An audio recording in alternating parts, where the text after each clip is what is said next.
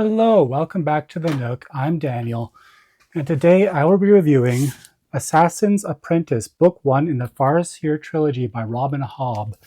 And I won't be reading to you from the back of the book because there's nothing in there that really says what it's about, so I'll get into that. But first of all, just look at this.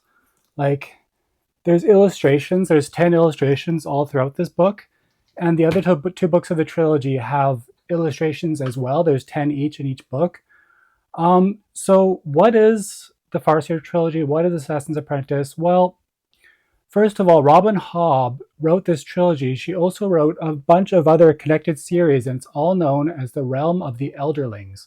So the first series is Farseer, and then it continues on to other books. And I'll get into the other books as I review them. I'll be rereading the rest of the series. I've read all of the Realm of the Elderlings once, and I've read the Farseer trilogy 3 times. So the Farseer trilogy, you're mainly following a character named Fitz, and Fitz is a royal bastard.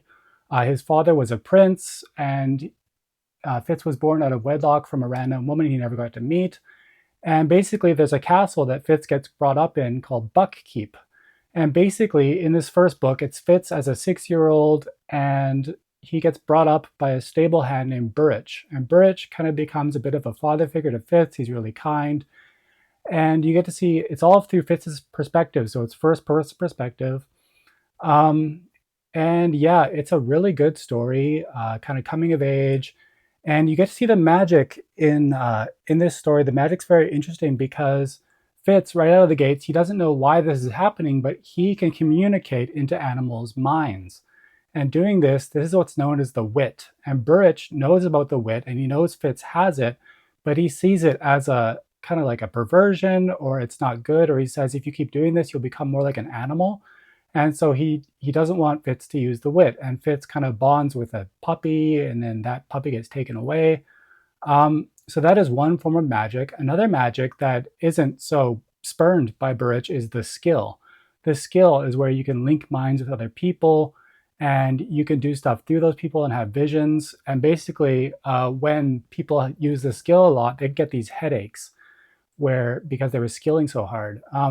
So basically, you get to see Buckkeep, where Fitz is being brought up by Burrich, and he learns to take care of the animals and the animals' harnesses, and he tries not to develop bonds with the animals because of what Burrich says. He doesn't want Burrich to get mad at him for bonding using the wit.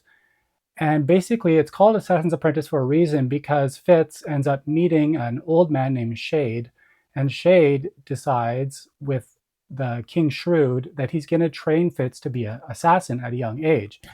And the book is called Assassin's Apprentice, so it sounds action-packed. It's not very action-packed story.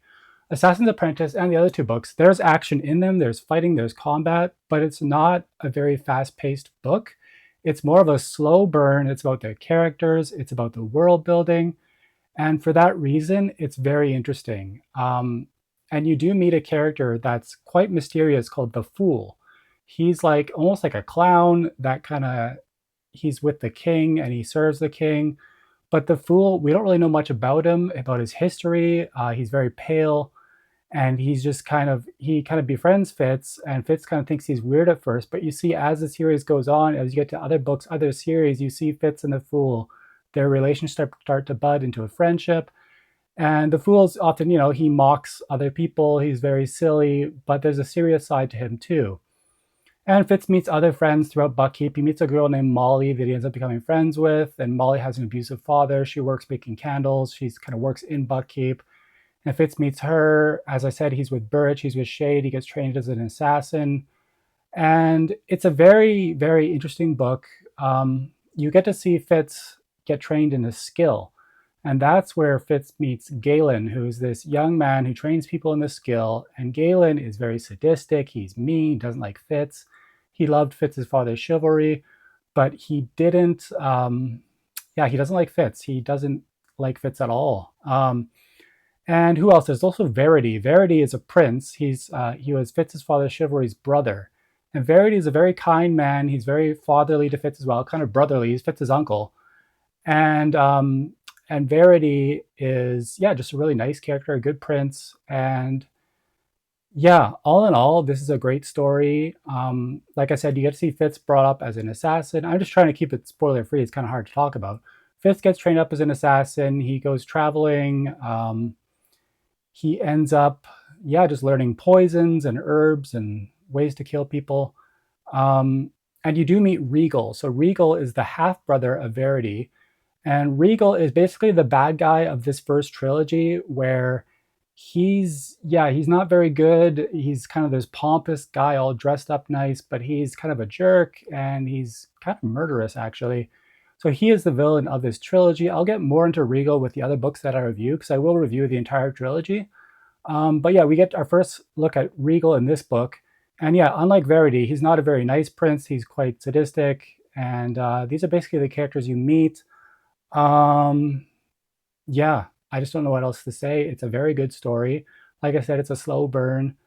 And you get to see what it's like for Fitz to be trained as an assassin and growing up in Buckkeep. And you do see him where he's 6 years old at first, but as the story goes on, Fitz gets older. He's about 15 or 16 by the end of this first book. And he has all these adventures and different animals he bonds with. And all in all, this is a great first book. I think this series continues to get better. Some people don't like Assassin's Quest, which is book 3, but I think that's my favorite. And so I will be reviewing more of these books in the future. I'm also going to be reviewing the Anne of Green Gables books, because I read the entire box set. I got the box set for my birthday. So I will be reviewing Anne of Green Gables, and I'm going to alternate. So after this review, my next review will be Anne of Avonlea, which is book 2. And then after Anne of Avonlea, I'll do the next Farseer book. So I'm going to keep alternating between Robin Hobb and the Anne stories. So yeah, that's about all I can say, spoiler free, for Assassin's Apprentice. If that sounds good, if you haven't read this, I mean, it's very popular. A lot of people have read it. But if you haven't, give it a read. If you have, let me know in the comments what you think of this author, this series. She's very beloved.